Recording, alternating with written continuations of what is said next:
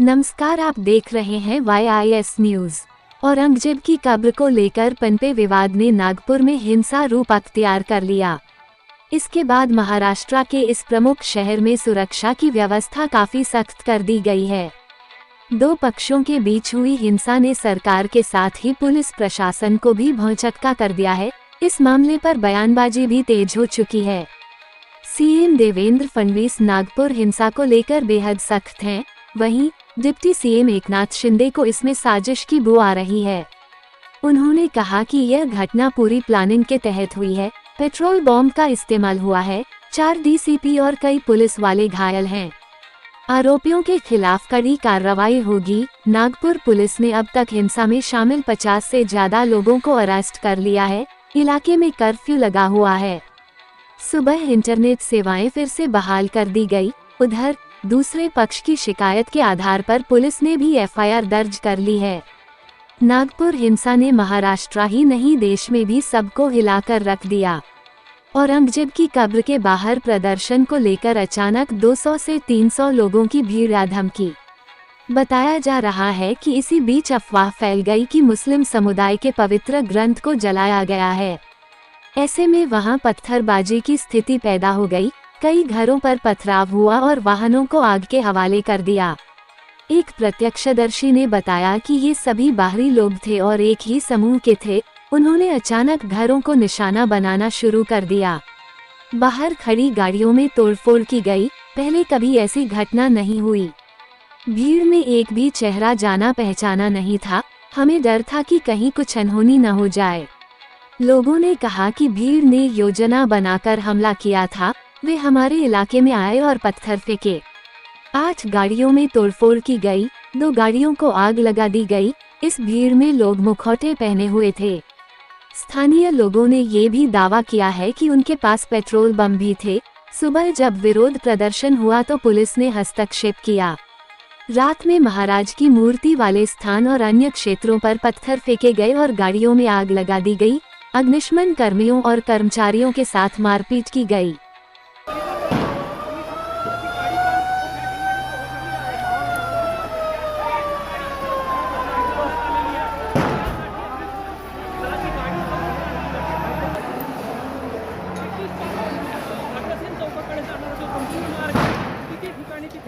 आग जळत आहे आपल्याला सिक्युरिटी जबरदस्ती हा मत बुलाओ इसको डायवर्ट होगी इधर सिक्युरिटी। हाँ ठीक है, अब सब बरोबर है। और अभी तुमको वहाँ पे हाथ उतारे हैं और तुम्हारे बोलने से हम सुन लेंगे क्या? तुम्हारी इतनी सुविधा गली के अंदर है और हमको वहाँ छोड़ने में मजबूर करते होंगे।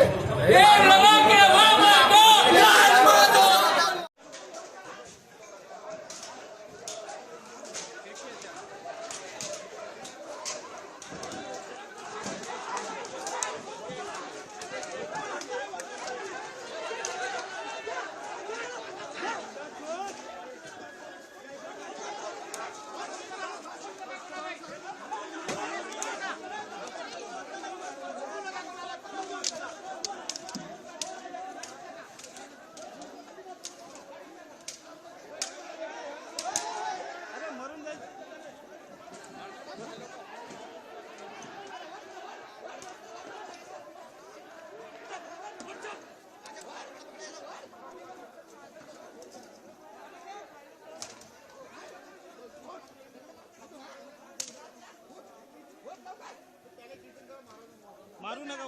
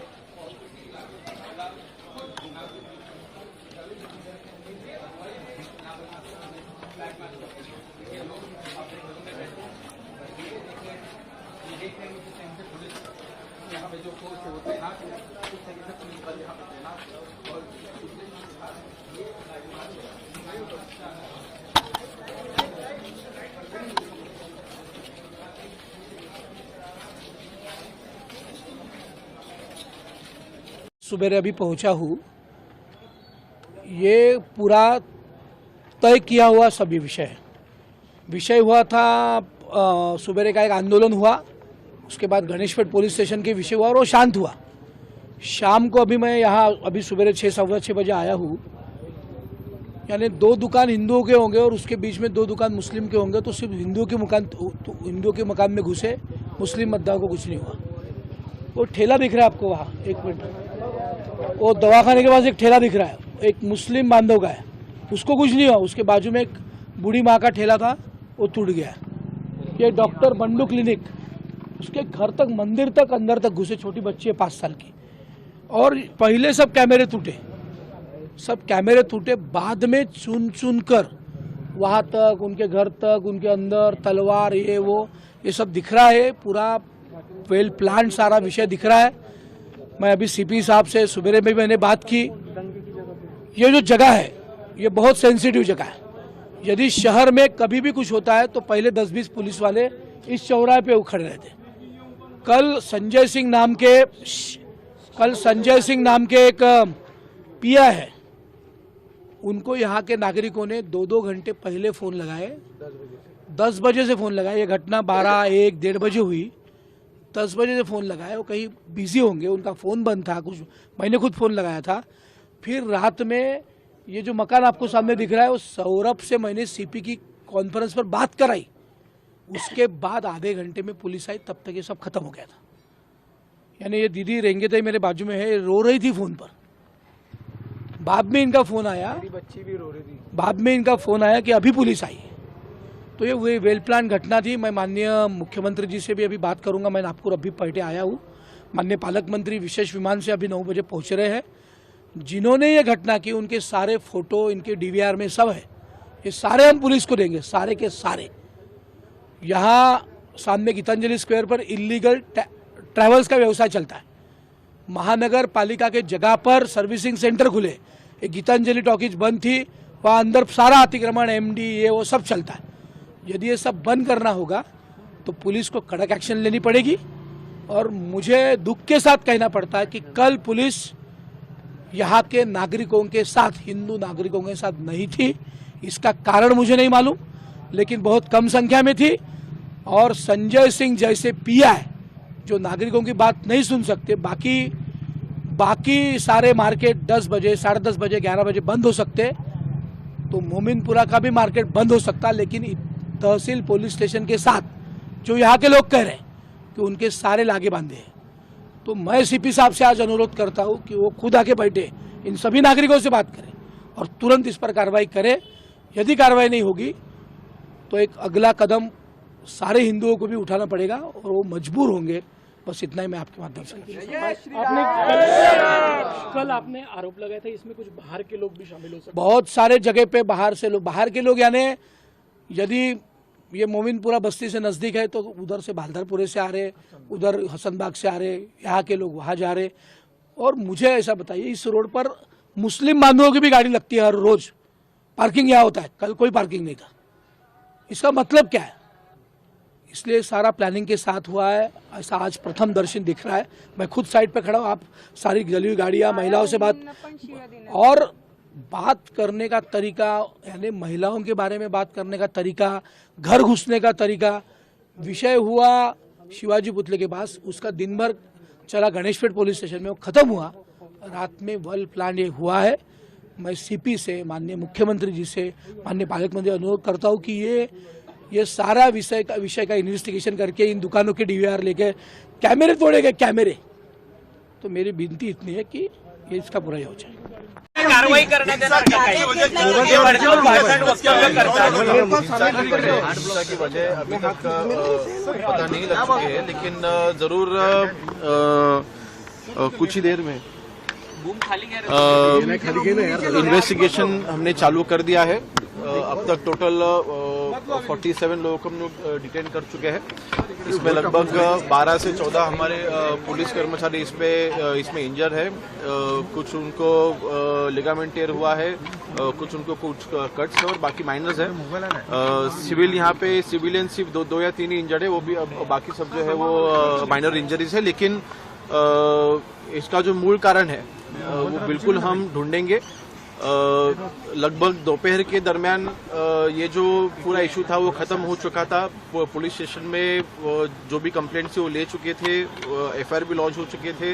लेकिन फिर भी 5-6 घंटे के गैप के बाद में कुछ ग्रुप एक बाहर निकला और उन्होंने ये जो वैंडलाइजिंग जो किया है, ये बिल्कुल जो कायदा हाथ में लिया है उनको सबके ऊपर कड़क कार्रवाई की जाएगी।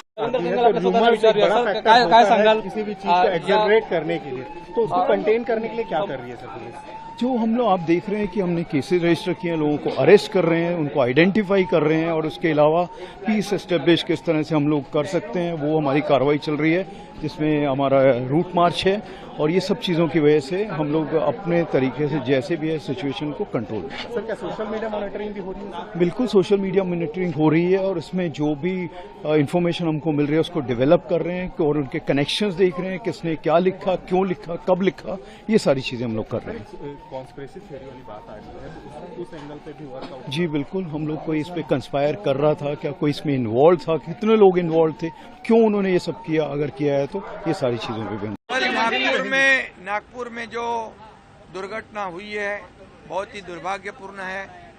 जो आगजनी हुई है, जहाँ पर कई लोग 2-4 हजार लोग इकट्ठा होकर जो समाज कंटक थे, उन्होंने कई घरों को वहाँ पर मोमिनपुरा है, महाल एरिया है, चिटनीस पार्क है, यहाँ पर इकट्ठा होकर लोगों के घरों को लक्ष्य कर दिया, टारगेट कर दिया, पथराव किया, आगजनी कर दी, वहाँ की गाड़ियाँ जलाई और एक ऐसे जगह पर उनकी गाड़ियाँ 100-150 पार्क होती थी, वहाँ मोमिनपुरा में एक भी गाड़ी खड़ी नहीं की। इसका मतलब ये होता है कि ये पूर्व नियोजित साजिश थी क्या? इसकी भी पुलिस तफ्तीश कर रही है। पुलिस के ऊपर ये तो लोगों के ऊपर हमला किया ही, लोग तो बाल बचे, पुलिस आ गई, फायर ब्रिगेड आ गई, उनकी गाड़ियों को भी लक्ष्य कर दिया, उनको भी टारगेट किया। इसमें 4 डीसीपी लेवल के अधिकारी घायल है, उनको पत्थरबाजी कर दी, उनके ऊपर हथियार से हमला किया है, 30 पुलिस कर्मचारी घायल है। पुलिस जो कानून व्यवस्था बनाए रखने का काम करती है, पुलिस शांति और अमन बनाने का काम करती है, उनके ऊपर हमला करना, इसका मतलब कानून पर हमला करना और कानून को हाथ में लेना है। और इसलिए ऐसे समाज कंटक जो है, ये जो दो समाज में दूरी निर्माण करना, विद्वेष फैलाना, अशांति फैलाना, कम्युनल राइट करना, ये सब सोचकर समझकर जो काम कर रहे हैं समाज कंटक, उनको बिल्कुल बख्शा नहीं जाएगा, उनके ऊपर कड़ी कार्रवाई की जाएगी। स्वयं मुख्यमंत्री बार बार इस घटना का जायजा ले रहे हैं। पुलिस विभाग पूरी तरह इसकी रूट तक जाएगी, इसके पीछे कौन है, क्या राजनीति है, और किसी को भी छोड़ेगी नहीं, कड़ी कार्रवाई करेगी।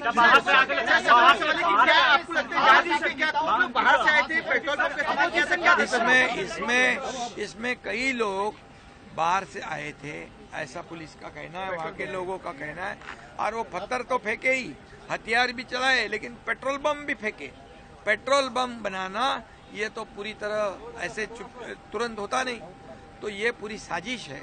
और ये साजिश नाकाम करने के लिए पुलिस जाती है, पुलिस पर हमला होता है, ये तो बहुत ही दुर्भाग्यपूर्ण घटना है।